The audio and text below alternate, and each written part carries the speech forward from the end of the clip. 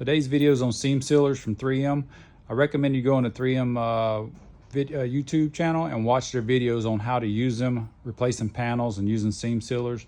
Very important. The black seam sealer 08367 is post paint, so you would do that after you painted the product, and the beige is the pre-paint. 08505 is for pre-paint. So basically, before I put the primer in here, I put the epoxy primer on the fender, and then I seam sealed each one of these, and the beige dries really fast, so you have to do like an inch at a time, 2 inches at a time. It's a really slow process to do something like this, but normally you don't have to do this. Then basically wipe off the excess as I went along. It was a really long process, but then I could put primer over the top of it, and you can see what it looks like afterwards. You can't even hardly tell I put any seam sealer on it at all. And then you look at over here on this other panel, it's going to be the black seam sealer.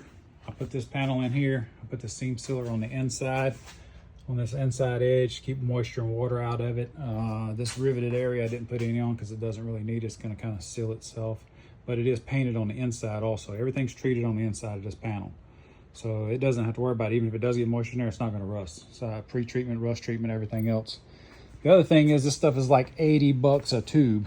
So like I said, make sure you watch the videos and stuff. And if you have to do like a short section like that, the biggest investment you can do before you even start the project is one of these, which is a vacuum sealer canister. So I take these, I put them in these Ziploc bags, I set it in the vacuum sealer, and I pull a vacuum on it.